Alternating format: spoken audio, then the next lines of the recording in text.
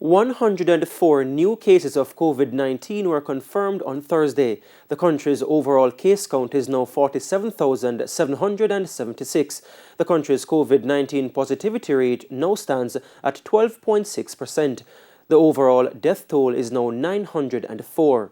2 additional deaths were recorded on Thursday. Both are from St. Catherine, ages 43 and 65.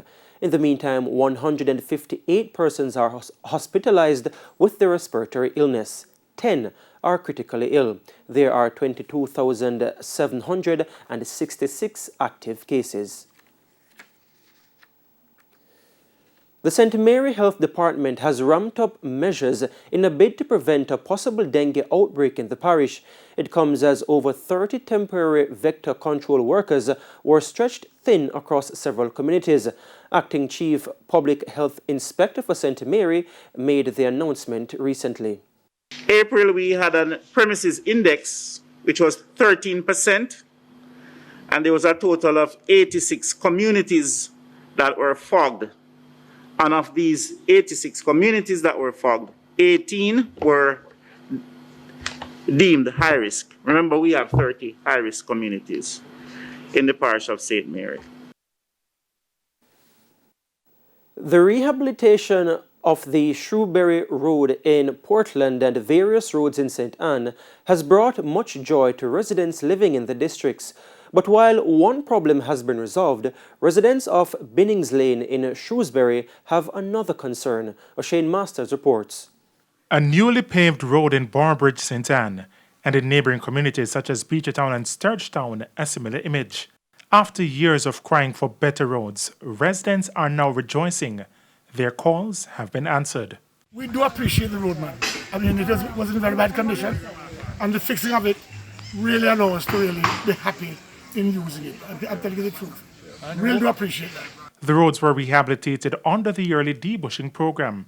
Initially, the program was geared towards removing overgrown shrubs along the roadways, but Mayor for St. Anne's Bay, Sidney Stewart, says the focus this year is to do less debushing and more road rehabilitation. It was like an advice we received from the ministry. The minister is adamant that we must concentrate more of our spending on road surfacing rather than bushing. Bushing is important, but it is also important for us to rehabilitate road surfaces, get rid of potholes and get rid of some bad road conditions. In Portland, a similar mood among residents of Binnings Lane in Shrewsbury.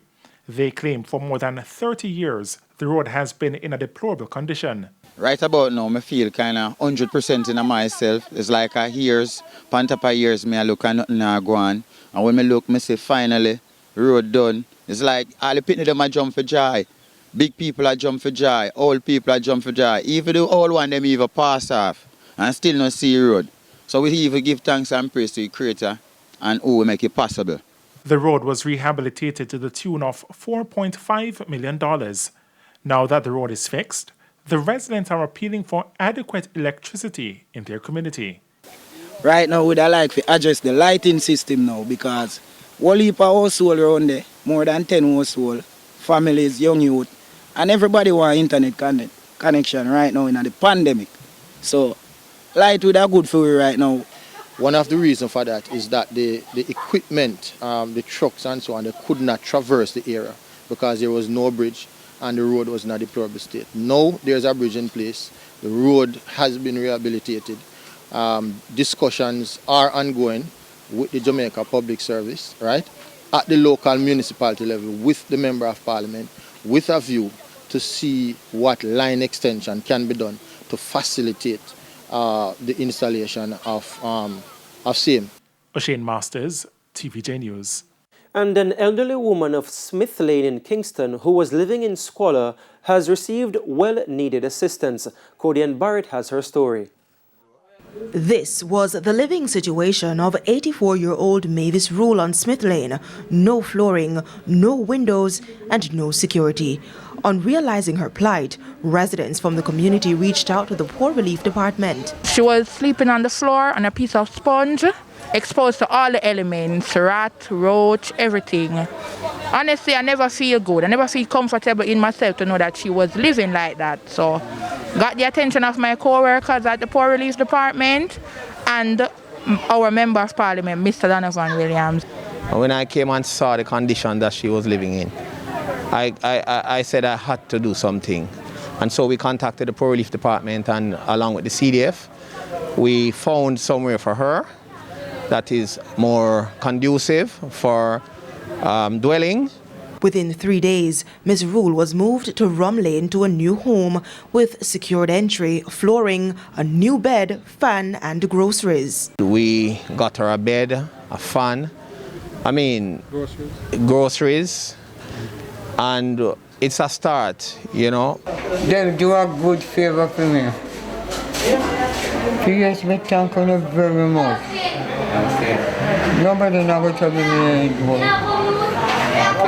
Mr. Williams said he will be forging a relationship with the Poor Relief Department and the Constituency Development Fund, CDF, to identify persons living in similar situations to see how best they can assist. Wherever these types of situations exist, where we have our seniors who are struggling, who are not making it, who are living in appalling conditions, bring it to the attention of your Member of Parliament. We will get in touch with the relevant agencies, for example, the Poor Relief Department, all the agencies that can assist. Cody-Ann Barrett, TVJ News. And it's now time for the Business Minute. Here once again is Cody-Ann Barrett.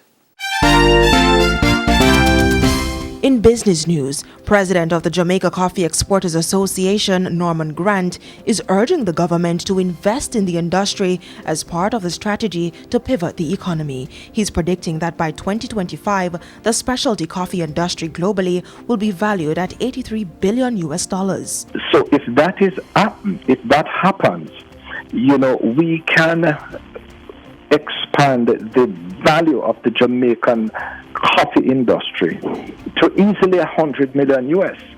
So what we're saying to the government, support, pick coffee as a winner. 4 members of the Board of Directors for the Community and Workers of Jamaica Corporate Credit Union retired effective May 5, 2021.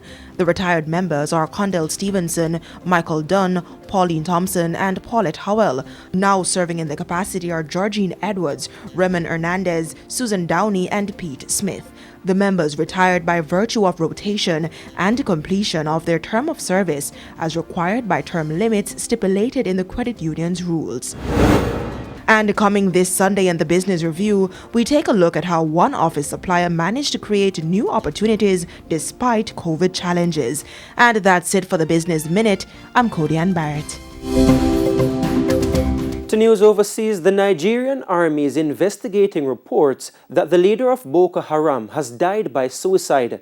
But exactly what happened and whether those reports are true is not clear. More from the CNN. The Nigerian army says it's investigating reports that Boko Haram leader Abubakar Shekau has died after blowing himself up to avoid being captured by a rival group. Shekau, the long-term leader of the extremist group, has waged an insurgency in northeast Nigeria for more than a decade. There were multiple reports across Nigerian media claiming he had died by suicide rather than be taken alive following clashes with a rival group. Other reports by international news outlets suggested he was either dead or badly wounded. It is not the first time, however, that Shekau has been declared dead. The Nigerian army has previously announced his death only for him to resurface later in videos. A Nigerian army spokesman told CNN that the military is still investigating Shekau's reported death. A source close to Boko Haram told CNN he learned Shekau died on Wednesday evening after detonating a suicide vest.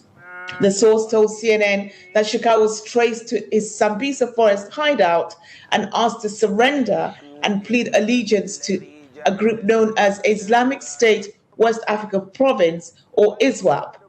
This group broke away from Boko Haram in 2016 to align with ISIS.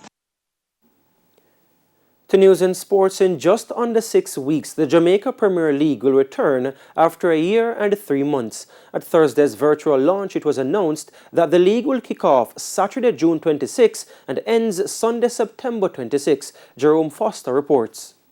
In previous years, this would have been the end of the season for the Premier League clubs. But COVID-19 presented a different challenge, one which has left the game in limbo.